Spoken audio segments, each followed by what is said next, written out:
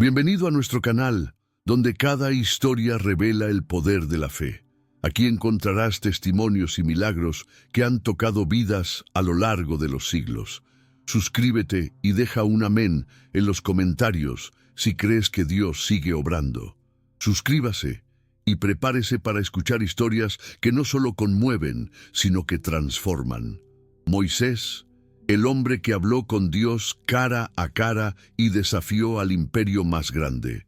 Moisés, el extraído de las aguas, fue conocido por muchos nombres: príncipe de Egipto, asesino fugitivo, pastor del desierto. Pero su verdadero título, aquel que resonaría a través de milenios, fue el de mediador.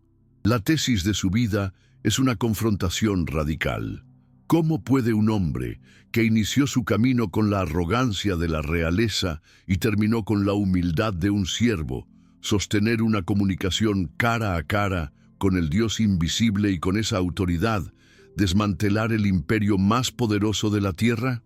Su historia no es solo un relato de liberación, es el testimonio definitivo de que la verdadera autoridad no se forja en los palacios del poder humano, sino en el desierto de la absoluta dependencia de Dios, transformando la flaqueza en la fuerza más grande. Para entender a Moisés, debemos sumergirnos en el Nilo de su infancia. En aquel tiempo, el gran río no era solo la fuente de vida de Egipto, se había transformado en un sombrío cementerio para los varones hebreos. Israel, el pueblo descendiente de Jacob, era una masa desesperada de esclavos, una fuerza laboral subhumana, sometida al latigazo de hierro de la dinastía 18. Egipto era la superpotencia del mundo conocido, culturalmente sofisticada, militarmente invencible y gobernada por un faraón considerado una deidad. En este escenario de terror y opresión sistemática, nace una criatura destinada a ser el destructor de aquel mismo sistema que intentaba aniquilarlo. El bebé Moisés fue un acto de fe desesperada. Colocado en una cesta de papiro impermeabilizada con brea, fue entregado a las traicioneras aguas del Nilo por una madre que prefería el riesgo del río a la certeza de la espada. El milagro no fue el simple rescate, sino la ironía dramática. Fue la propia hija de Faraón quien lo halló, lo adoptó y lo crió. Moisés creció en la corte de Carnaco Tebas, educado en toda la sabiduría, la ciencia y la estrategia militar de Egipto, destinado a ser la élite de la civilización opresora. Su cuna era el lujo, su sangre la de un esclavo. Vivía en una profunda contradicción existencial. Esta dualidad forjó un hombre internamente dividido. Por un lado, la pulcritud y el conocimiento de un príncipe. Por otro, la pasión incontrolable por la justicia de su pueblo. A medida que crecía, el palacio se sentía menos un hogar y más una prisión dorada. Su corazón latía con el ritmo de los latigazos que resonaban en los ladrillares. Moisés, impulsivo y con la arrogancia de quien sabe usar el poder, creyó que el momento de la liberación había llegado. Pero, según su propio reloj y a través de su propia fuerza, esta es la gran falla de su juventud: intentar hacer la obra de Dios con métodos humanos, por más nobles que parezcan. Un día, la tensión explotó. Al presenciar cómo un capataz egipcio maltrataba brutalmente a un esclavo hebreo, la sangre de Moisés hirvió. Miró a un lado y a otro, asegurándose de que nadie lo viera, y con un acto de justicia propia y temperamento explosivo, mató al egipcio y lo escondió en la arena. Este asesinato marcó el final de su vida como un príncipe. Este hombre, que sería conocido por su mansedumbre, comenzó su carrera pública con un crimen. La ley humana lo condenó, y el miedo, no el valor, lo hizo huir cuando su acto se hizo público. De la opulencia del trono pasó a la desolación del desierto, dejando atrás su ambición de ser un libertador militar. De príncipe altivo, Moisés se convirtió en un fugitivo paranoico. Cruzó la frontera hacia la tierra de Madián, un vasto yermo de soledad y reflexión. Ahí, el desierto, el gran maestro de la humildad, lo recibió. Se casó con Séfora, la hija de un sacerdote madianita llamado Jetro, y durante 40 largos años, el que había estudiado las pirámides y las estrellas, se dedicó a la humilde tarea de pastorear ovejas. El tiempo, la soledad y el silencio pulieron la arrogancia. El temperamento explosivo se mitigó, dando lugar a una inseguridad profunda, hasta el punto de dudar de su propia capacidad de comunicación. Este exilio fue la escuela de Dios. 40 años en el palacio para aprender el poder de Egipto. 40 años en el desierto para aprender la humildad y el poder de su propia incapacidad. Cuando finalmente el llamado llegó, Moisés, el hombre que una vez pensó que podía salvar a una nación por sí mismo, se había transformado en un hombre tímido y profundamente inseguro. Su mayor debilidad no era el asesinato cometido, sino su propia voz, su tartamudez, su incredulidad ante la idea de enfrentarse al imperio. «No soy elocuente», suplicó. «Tengo torpeza de boca y lengua». Una excusa que se convertiría en el telón de fondo para que el poder de Dios se manifestara de forma innegable, sin sombra de mérito humano. Aquí te preguntamos, ¿cuál es el desierto que Dios está usando para pulir tu carácter?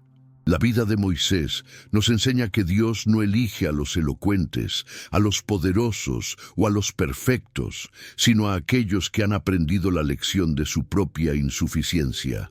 Ahora que hemos contextualizado su dramática partida, te invito a unirte a nosotros en la jornada de su transformación. Comenta con un Moisés si crees que Dios usa nuestras debilidades para su gloria. Suscríbete y activa la campana para no perderte el momento épico en que este pastor se encontró con la llama inagotable de su destino. La rutina de un pastor es monótona, pero la vida de un llamado siempre está al borde de lo extraordinario. Moisés, con 80 años a sus espaldas, pastoreaba las ovejas de su suegro, Jetro, en la región más inhóspita del desierto. Llevó el rebaño al monte Horeb, la montaña de Dios, un lugar sagrado mucho antes de que se le otorgara la ley. En medio de ese paisaje árido e imponente, ocurrió el evento desencadenador que quemaría para siempre su identidad egipcia y pastoril para dar paso a la del mediador.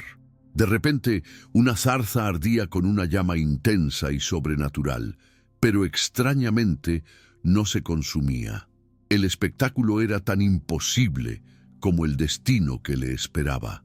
La visión de la zarza que no se extingue es la perfecta metáfora de la existencia de Israel en Egipto, un pueblo en el fuego de la opresión que no era consumido. Moisés se acercó con curiosidad, y fue en ese momento de quietud y asombro que la voz de Dios tronó desde el fuego, llamándolo por su nombre. «Moisés, Moisés».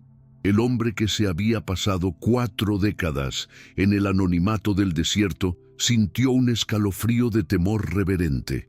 Dios le ordenó quitarse las sandalias, pues estaba pisando tierra santa. La presencia divina lo había envuelto, transformando un simple pedazo de tierra en el umbral de lo eterno, preparándolo para el encargo más grande de la historia. El Dios que se reveló no era un Dios tribal o una deidad egipcia más.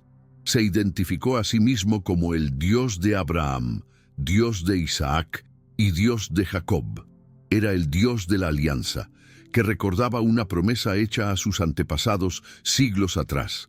Pero lo más impactante fue la autodefinición divina, cuando Moisés, con el temor de un hombre insignificante, preguntó cuál era el nombre que debía dar al pueblo.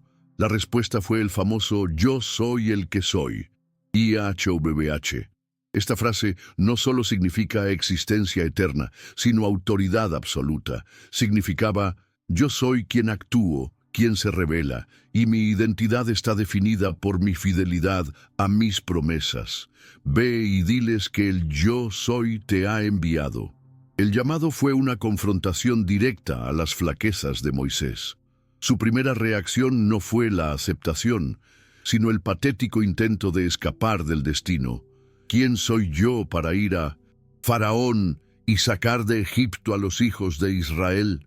Era el murmullo de la inseguridad, la voz del pastor que había olvidado que una vez fue príncipe. Dios respondió no minimizando la tarea, sino magnificando la promesa. Yo estaré contigo. Esta fue la primera gran lección de Moisés. La autoridad para la tarea no reside en la capacidad del mensajero, sino en la presencia del que envía. Sin embargo, Moisés insistió en la excusa de su tartamudez, su temor a la oratoria y a la burla pública. Ante la persistencia de la inseguridad humana, Dios le proveyó una respuesta práctica y a la vez un apoyo emocional. Su hermano Aarón, elocuente y bien conectado, sería su portavoz. La vara de pastor, su única herramienta en el desierto, fue transformada en el instrumento del poder de Dios, realizando señales milagrosas frente a él. Se convirtió en serpiente y regresó a vara. Su mano se cubrió de lepra y sanó. Moisés recibió un kit de herramientas divinas para demostrar al faraón y, más importante, a los escépticos israelitas que el llamado era genuino. Cargado con esta misión y con su familia, el octogenario pastor emprendió el regreso a la tierra que había abandonado como un asesino, ahora como el emisario del Dios viviente. El regreso a Egipto fue un momento de extrema tensión. La primera reunión con los ancianos de Israel fue un éxito inicial. Las señales que Dios le había dado, junto con las palabras elocuentes de Aarón, convencieron al pueblo de que su liberación estaba cerca. Pero el verdadero desafío llegó inmediatamente después, en el primer cara a cara con el faraón. El líder egipcio, imbuido de la arrogancia de su divinidad autoproclamada, simplemente preguntó: ¿Quién es Jehová para que yo oiga su voz y deje ir a Israel? Yo no conozco a Jehová, ni tampoco dejaré ir a Israel. La tensión aumentó y la opresión sobre el pueblo se intensificó. La respuesta del faraón fue un incremento brutal en el trabajo de los esclavos. Se les exigió que hicieran la misma cantidad de ladrillos sin que se les proveyera la paja. La queja y el sufrimiento de los israelitas cayeron inmediatamente sobre Moisés y Aarón. Que Jehová mire y juzgue, le dijeron al mediador. El pueblo, cuya fe había sido tan efímera, lo culpó directamente. Este fue el primer gran desafío interno: el escepticismo, la ingratitud y la murmuración del pueblo al que estaba liberando.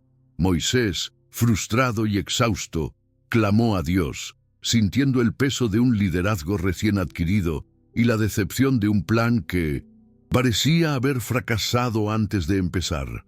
Dios respondió a la frustración de Moisés con una reafirmación de su poder, una revelación más profunda de su nombre, Éxodo 6:3, y el inicio de la confrontación épica, las 10 plagas. Cada plaga no era un castigo aleatorio, sino una batalla teológica, un ataque quirúrgico a los dioses centrales del panteón egipcio: el Nilo convertido en sangre, Hapi, el dios del Nilo; las ranas, los piojos, el tábano; Heket, deidad de la fertilidad; Geb, dios de la tierra; la peste sobre el ganado; Apis, el buey sagrado. Cada plaga exponía la impotencia, la bancarrota y la nulidad de las deidades egipcias frente al poder soberano de Yahweh, el Dios de Israel. A lo largo de las plagas, la tensión interna de Moisés y Aarón era palpable. Tuvieron que enfrentar a los magos del faraón que inicialmente pudieron replicar las primeras plagas, sembrando la duda en el corazón del faraón. Fue una lucha de poder sobrenaturales. Pero a partir de la tercera plaga, los magos tuvieron que admitir su derrota. Dedo de Dios es este. Moisés, el hombre tartamudo, se paró repetidamente ante el faraón. ese ser que se creía un Dios viviente, y pronunció la palabra del único Dios verdadero, presenciando el endurecimiento del corazón del faraón y el miedo creciente en Egipto. La prueba más dura llegó con la plaga de las tinieblas, una oscuridad palpable que cubrió Egipto por 3 días, atacando a Ra, el dios Sol, la deidad más grande. Pero el clímax de esta confrontación llegó con la 10ª plaga, la muerte de todos los primogénitos de Egipto, desde el heredero del faraón hasta el primogénito del esclavo y del ganado. Para proteger a los israelitas, Moisés recibió la instrucción de instituir la Pascua, la fiesta que conmemoraría la liberación. La sangre del cordero en los dinteles de sus casas se convirtió en el signo de protección, una prefiguración de la salvación a través del sacrificio supremo que los salvaría del juicio. El grito de dolor en Egipto fue ensordecedor. Finalmente, el faraón, que había resistido con arrogancia, se quebró y ordenó a Moisés y a los israelitas que se fueran, llevándose todo lo que tenían. La salida de Israel fue caótica, una marcha de 600.000 hombres a pie, más mujeres y niños, una columna de 2 millones de personas en total, pero su guía no era humana. De día, una columna de nube los dirigía, y de noche, una columna de fuego les daba luz y calor. La presencia visible de Dios era el mapa, el escudo y el motor de la liberación, demostrando a Moisés que no estaba solo en esta titánica tarea. Pero la libertad duró poco. El faraón, en un último arranque de orgullo y rabia, se arrepintió de haberlos dejado ir y movilizó toda la caballería y los carros de guerra egipcios para perseguirlos. Los israelitas se encontraron atrapados. El mar Rojo frente a ellos, las montañas a ambos lados y el ejército egipcio rugiendo a sus espaldas. El pánico se apoderó del pueblo y nuevamente la ingratitud y la desesperación se dirigieron a Moisés. No había sepulcros en Egipto, que nos has sacado para que muramos en el desierto. Mejor nos hubiera sido servir a los egipcios. Este fue un punto de quiebre en el liderazgo de Moisés. En lugar de sucumbir al pánico colectivo, él permaneció firme. Su respuesta al pueblo es una de las frases más poderosas de la Escritura. No temáis, estad firmes, y ved la salvación que Jehová hará hoy con vosotros, porque los egipcios que hoy habéis visto, nunca más para siempre los veréis. Su fe se había solidificado en la fragua de la adversidad. Clamó a Dios, y la respuesta fue simple e ineludible. Di a los hijos de Israel que marchen, y tú alza tu vara y extiende tu mano sobre el mar, y divídelo. El milagro que siguió fue de proporciones cósmicas. Un fuerte viento oriental sopló toda la noche, dividiendo el mar Rojo. El pueblo de Israel cruzó por el lecho seco, con muros de agua a ambos lados. La columna de nube que los guiaba se interpuso entre ellos y los egipcios, envolviendo a los perseguidores en tinieblas. Y cuando el último israelita hubo cruzado, Moisés extendió su mano una vez más, y las aguas se precipitaron sobre el ejército de Faraón, ahogándolos a todos. Este acto consolidó la autoridad de Moisés y marcó a YHWH como el soberano de la historia. De asesino a libertador, la transformación estaba completa, pero la prueba más dura aún estaba por llegar.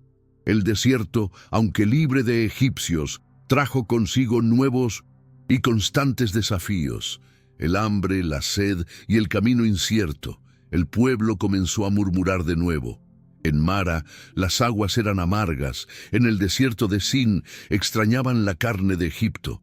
Moisés tuvo que lidiar constantemente con la naturaleza humana recién liberada, con su memoria selectiva que añoraba la esclavitud cómoda sobre la libertad difícil.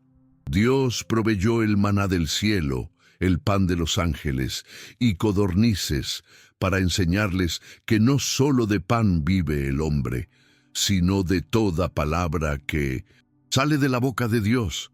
Moisés, el líder, era ahora el intercesor constante, luchando contra la incredulidad en las filas que él mismo encabezaba. Un ejemplo cumbre de su madurez fue el incidente de Refidim, donde el pueblo, sediento, contendió con él, casi dispuestos a apedrearlo. La frustración y la amenaza fueron extremas. Moisés clamó a Dios: «¿Qué haré con este pueblo? De poco falta para que me apedreen». La respuesta de Dios fue un acto de misericordia inmerecida. «Golpea la peña en Minometset, Odeb». De la roca brotó agua, símbolo de Cristo, el dador de la vida. Moisés había aprendido a no responder a la queja con su ira, sino a recurrir a la fuente de poder que lo había llamado. Su carácter se estaba puliendo, transformándose de un líder impulsivo en el hombre más manso de la tierra. El conflicto con Amalek, la primera gran batalla militar de Israel tras la salida, consolidó la alianza de Moisés con el poder de Dios. Mientras Josué lideraba la batalla abajo, Moisés, Aarón y Hur subieron a la cumbre. La victoria de Israel dependía de que Moisés mantuviera sus brazos levantados. Cuando se cansaba y sus brazos caían, Amalek prevalecía. La escena es icónica. Aarón y Hur sostuvieron sus brazos hasta la puesta del sol. Esto enseñó a Moisés una lección vital. El liderazgo divino nunca es una tarea de un solo hombre, sino una dependencia continua y una cooperación entre siervos. Un recordatorio de que la fuerza no viene de la musculatura, sino de la perseverancia en la oración intercesora. Su vida personal también experimentó una reorganización crucial. Su suegro Jetro, un sacerdote madianita, al ver la carga insostenible de administrar justicia a 2 millones de personas solo, le aconsejó sabiamente que delegara. Moisés, con la humildad que había adquirido en el desierto, aceptó el consejo de un no israelita. Estableció un sistema de jueces sobre millares, centenas, cincuentenas y decenas. Este acto no solo alivió su carga, sino que estableció la primera estructura de gobierno y judicatura para la nación, demostrando que un gran líder sabe cuándo escuchar, cuándo delegar y cuándo admitir que necesita ayuda de otros. En este periodo de desarrollo, la relación profunda con Cristo, a través de la prefiguración en las señales y la provisión, y con Dios se hizo evidente. Las Escrituras registran que el Señor hablaba con Moisés cara a cara, como habla cualquiera a su compañero. Esta no es una descripción física, sino de una intimidad y franqueza sin igual. Moisés se convirtió en el intermediario directo de la voluntad de Dios, el único hombre que podía entrar con una confianza tan grande a la presencia inmediata del Creador. Esta intimidad fue el motor que le permitió soportar la inmadurez, la queja y el constante desafío del pueblo. El secreto de su liderazgo era la intimidad inquebrantable que él cultivaba con el soberano. Moisés enfrentó también desafíos familiares. Su hermana Miriam y su hermano Aarón, quizás celosos de la intimidad única que él gozaba con Dios, lo criticaron por haberse casado con una mujer cusita. La crítica no fue sutil, fue una rebelión abierta a su autoridad. ¿Solamente por Moisés ha hablado Jehová? ¿No ha hablado también por nosotros? Dios intervino inmediatamente, convocando a los tres a la tienda de reunión y defendiendo la singularidad de Moisés. Dios les recordó que a otros profetas hablaba por sueños y visiones, pero con Moisés hablaba boca a boca, sin figuras. La defensa de Dios no solo restauró la autoridad de Moisés, sino que sirvió como una lección pública de su mansedumbre. La mansedumbre de Moisés, sin embargo, no significaba debilidad. Números 12:3 lo describe como el hombre más manso de la tierra, lo que no significaba que fuera un pusilánime, sino que había entregado su temperamento y su voluntad propia al control de Dios. Su impetuosidad inicial, la que lo llevó a matar al egipcio, había sido quemada por 40 años de pastoreo y por la presencia constante de Dios. Ahora sus acciones eran medidas, su ira era justa, y su corazón estaba más preocupado por la gloria de Dios que por su propia reputación o comodidad. La transformación del príncipe arrogante al siervo humilde era el milagro interno más grande de su vida. La tensión seguía aumentando, preparándose para el clímax en el monte Sinaí. El pueblo de Israel había llegado al desierto del Sinaí, y la tensión de la jornada estaba a punto de alcanzar su punto álgido. Las flaquezas del pueblo se hicieron patentes en 1900. Su deseo de volver a Egipto, su falta de confianza en la provisión de Dios y su constante desafío a la autoridad de Moisés. No eran una nación, eran un grupo de exesclavos sin ley, sin identidad nacional y sin un código moral compartido. Moisés tenía la doble tarea de ser un libertador y un legislador, un pastor y un profeta. La siguiente etapa, la ascensión al Sinaí, era el punto de no retorno, donde el expríncipe se convertiría en el fundamento de la fe monoteísta. El verdadero clímax de la vida de Moisés no fue la división del mar, sino el encuentro con la majestad insoportable de Dios en el monte Sinaí, también conocido como Horeb, la misma montaña donde la zarza había ardido. El pueblo fue congregado al pie de la montaña, y Dios instruyó a Moisés a santificarlos y establecer límites, pues si cualquiera de ellos tocaba la montaña, moriría. El escenario era de una solemnidad apocalíptica: truenos, relámpagos, una densa nube y el sonido de una trompeta que se hacía cada vez más y fuerte. El pueblo tembló de miedo, sintiendo el abrumador poder de la santidad que estaba a punto de revelarse. La liberación física de Egipto palidecía ante la liberación espiritual que venía en forma de ley. Moisés, sin embargo, no temió, pues su relación con Dios le había dado una familiaridad santificada. Subió a la montaña. Este fue el punto de entrega total y la cúspide de su intimidad con el Creador. El mediador permaneció en la presencia de Dios durante 40 días y 40 noches, sin comer ni beber. Mientras estaba en la cima, el mundo terrenal y las preocupaciones del campamento desaparecieron. Su existencia se fusionó con la voz de Dios. En este tiempo, no solo recibió las 2 tablas de piedra con los 10 mandamientos escritos por el dedo de Dios, sino también las complejas leyes, los estatutos y las intrincadas instrucciones para la construcción del tabernáculo. El tabernáculo fue la gran revelación arquitectónica y teológica. Dios le dio a Moisés el diseño detallado para un templo móvil, un lugar donde su presencia podría habitar en medio de un pueblo pecador y rebelde. Cada detalle, desde los materiales preciosos hasta los utensilios, pasando por los sacrificios, apuntaba a la necesidad de la redención y la santificación.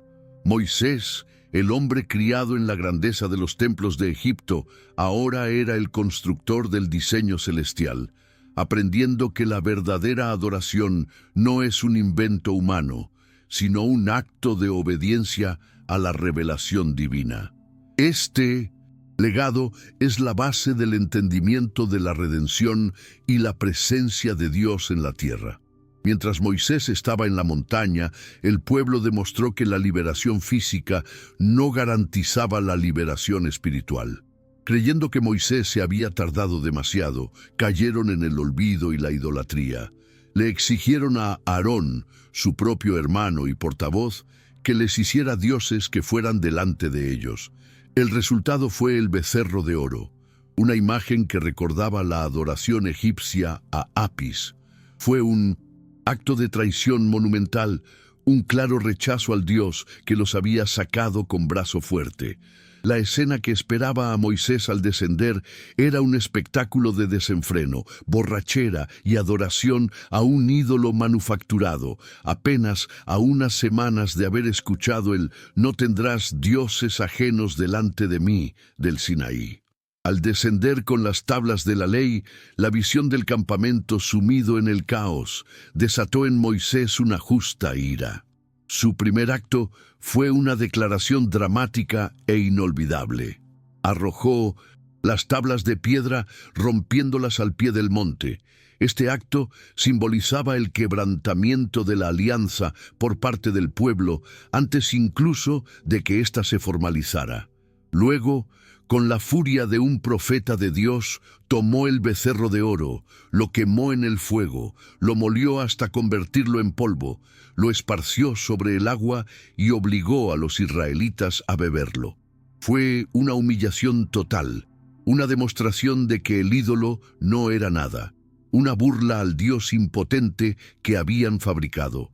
El momento de mayor prueba de fuego para Moisés no fue el enfrentamiento con Faraón, sino la intercesión por un pueblo que merecía el juicio.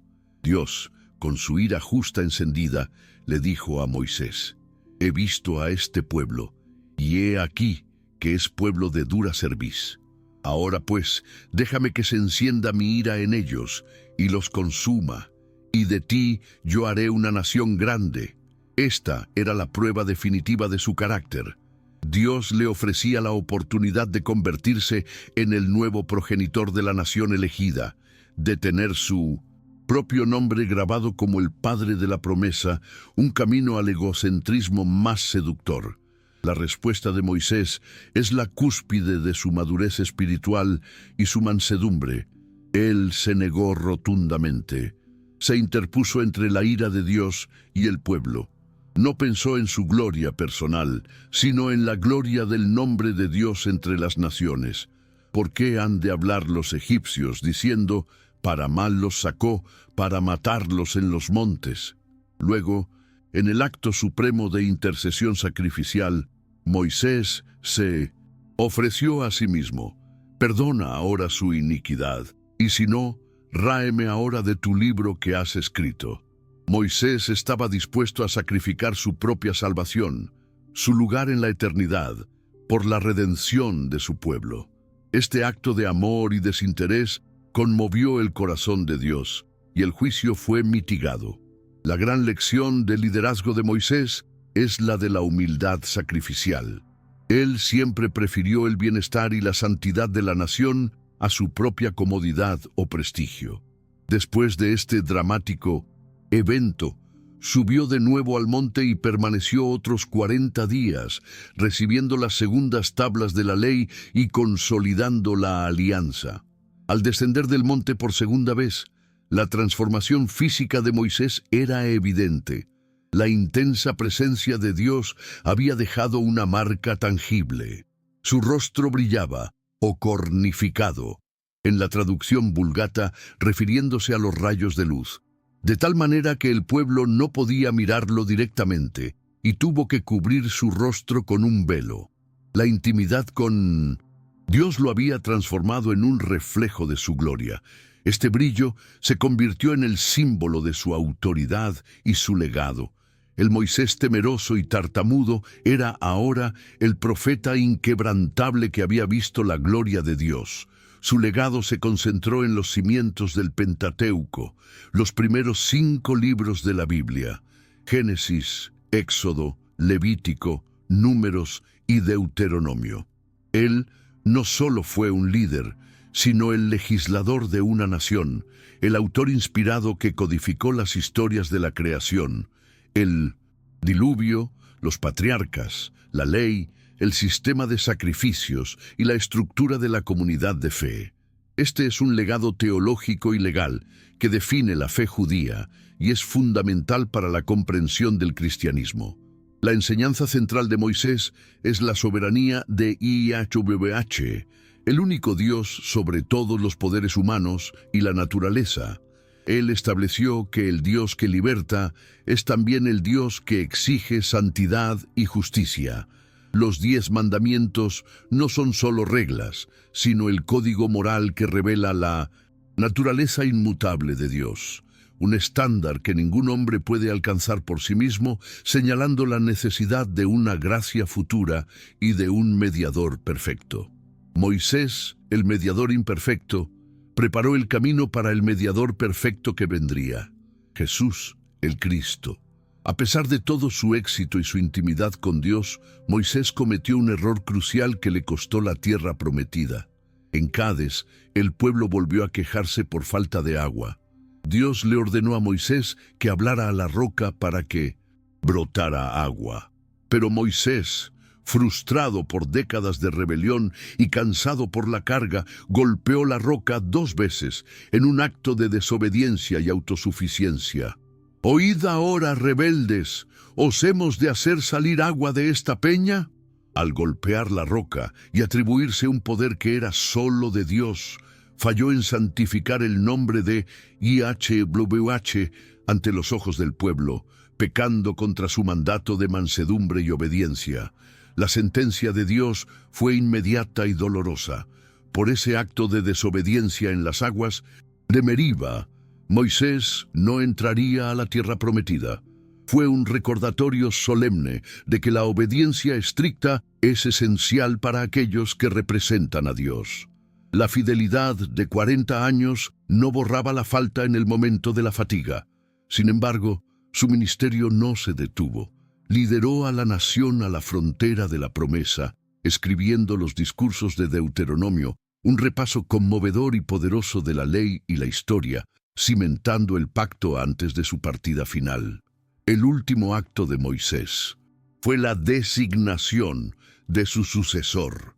Con la sabiduría de un líder maduro que prepara el futuro, impuso sus manos sobre Josué, transfiriéndole el espíritu de sabiduría y liderazgo delante de todo el pueblo. Esto demuestra que el verdadero éxito de un líder no está en lo que él logra, sino en la calidad de los líderes que deja atrás.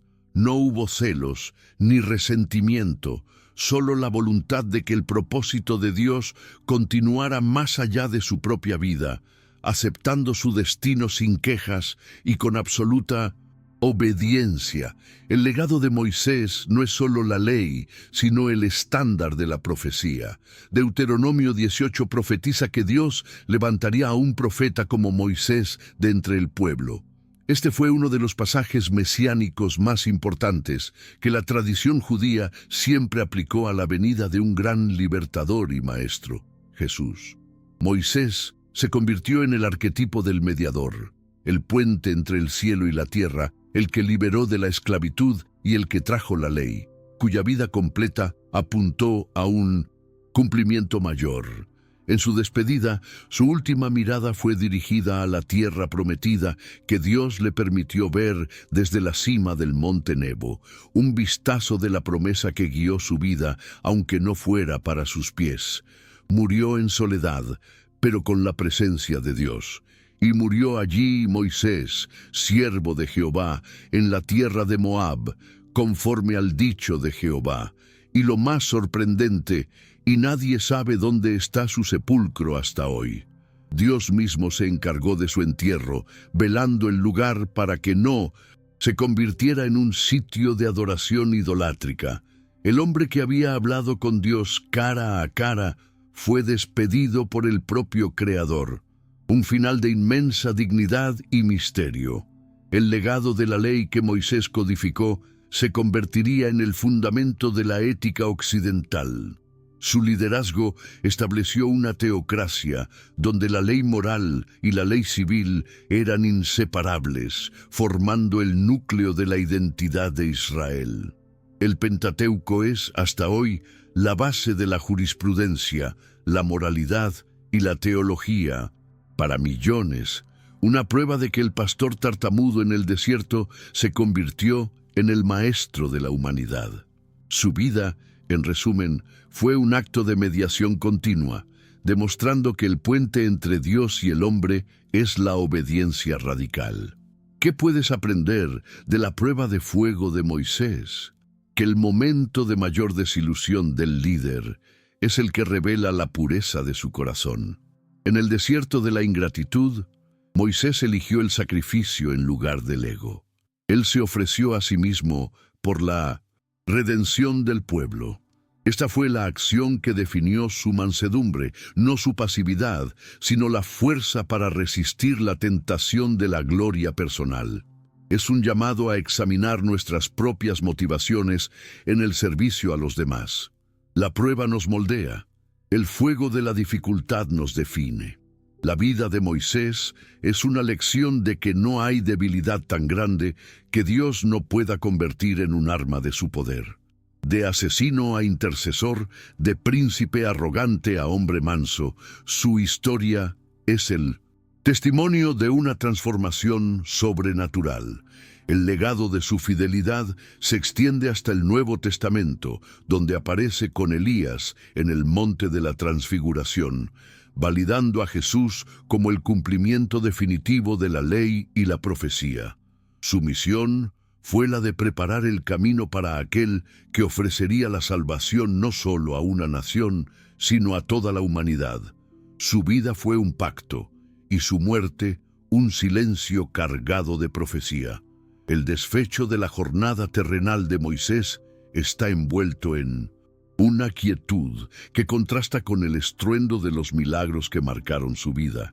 En la soledad del monte Nebo, al este del Jordán, el siervo de 80 años que se había convertido en el líder de 120, concluyó su travesía. Su muerte, a los 120 años, fue un final marcado por la plena fuerza y la visión clara, un testimonio de la gracia sustentadora de Dios. No murió por enfermedad o vejez, sino que fue llamado por Dios. La Escritura declara que nunca más se levantó profeta en Israel como Moisés, al cual haya conocido Jehová cara a cara.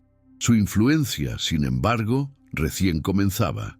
El vacío de su liderazgo fue llenado inmediatamente por Josué, el hombre a quien Moisés había instruido personalmente.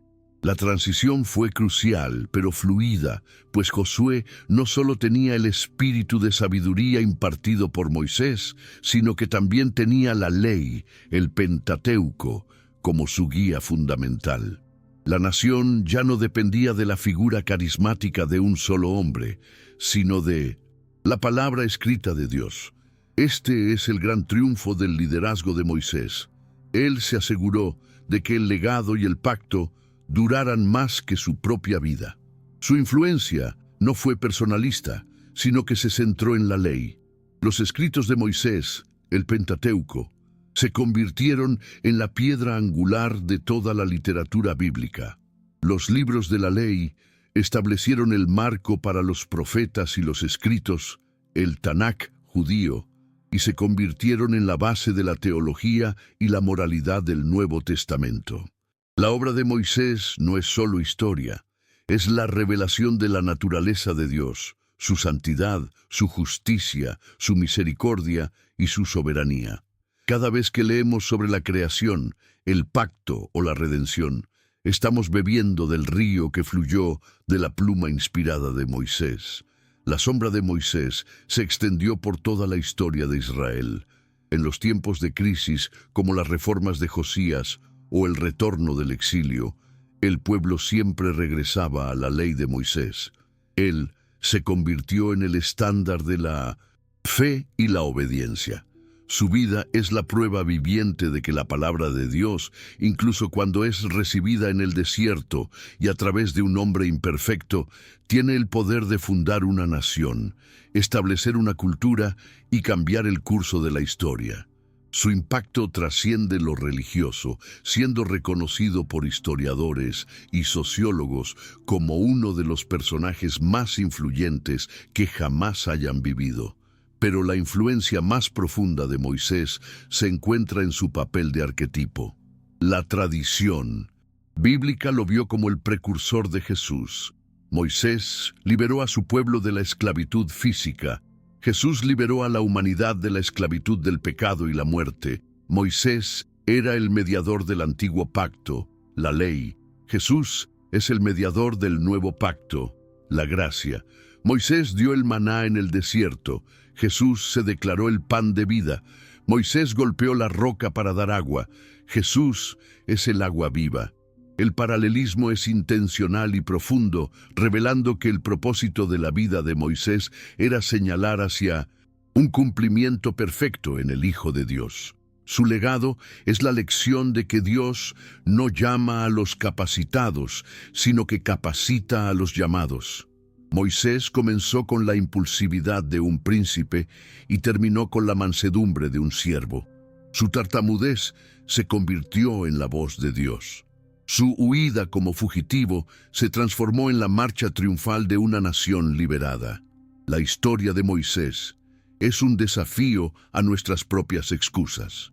Si sientes que eres inadecuado, que no eres elocuente o que tu pasado te descalifica, recuerda que el hombre que fundó una nación comenzó su ministerio con la sangre de un asesinato en sus manos y la duda en su corazón. La lección más íntima de su vida es la que atañe a la presencia. Moisés, a pesar de sus debilidades, anhelaba la presencia de Dios por encima de todo. Si tu presencia no ha de ir conmigo, no nos saques de aquí, declaró. Esta intimidad fue su armadura, su autoridad y su consuelo en el desierto de la ingratitud popular. Esta es la enseñanza central que se conecta con la vida del espectador. La mayor gloria y el poder más grande no se encuentran en el poder que poseemos, sino en la intimidad que buscamos con Dios, porque es su presencia la que transforma nuestras debilidades en propósito. Moisés no entró a la tierra prometida, pero tuvo la visión clara del destino de su pueblo. Este final nos enseña que el valor de una vida no está en el logro del destino final terrenal, sino en la fidelidad demostrada a lo largo de la jornada, a pesar de los errores. Su desobediencia fue castigada, pero su fidelidad y su amor por el pueblo y por Dios fueron eternamente honrados. Él nos muestra que la perfección no es un requisito, pero la obediencia y la perseverancia sí lo son. El arrepentimiento y la intercesión de Moisés valieron más que cualquier triunfo militar. Así, la saga de Moisés, el hombre que habló con Dios, nos recuerda que el desierto de nuestra propia debilidad es a menudo el lugar donde Dios nos encuentra y nos comisiona. La vida que parece desperdiciada en el exilio, los 40 años como pastor, es en realidad la preparación silenciosa para el propósito divino. La humillación del desierto fue el precio que el príncipe tuvo que pagar para convertirse en el profeta. Tu mayor flaqueza puede ser la puerta a tu mayor propósito si tan solo la entregas a la autoridad del yo soy. La prueba de Moisés es un espejo. Al igual que los israelitas murmuraban y dudaban, nosotros también, después de un milagro, nos volvemos escépticos ante el siguiente desafío. Moisés nos enseña la perseverancia intercesora. No te rindas con la gente y no te rindas con Dios. Permanece en la presencia y tu rostro, al igual que el de Moisés, reflejará una gloria que no es tuya, sino del único que te llamó. Su vida desafió al imperio más grande de su tiempo. Su fe desafió el escepticismo de su propio pueblo. Su legado sigue desafiando nuestra capacidad de creer que un Dios tan grande puede usar instrumentos tan imperfectos como nosotros. El milagro de Moisés es el milagro de la transformación. El hombre que comenzó dudando de su propia voz, terminó hablando la palabra de Dios con autoridad inquebrantable. ¿Qué parte de la vida de Moisés te inspira más para tu propia fe? ¿Su mansedumbre sacrificial o su valentía frente al faraón? Dejen un amén si creen en el poder de la transformación que convierte a un asesino en el legislador de una nación.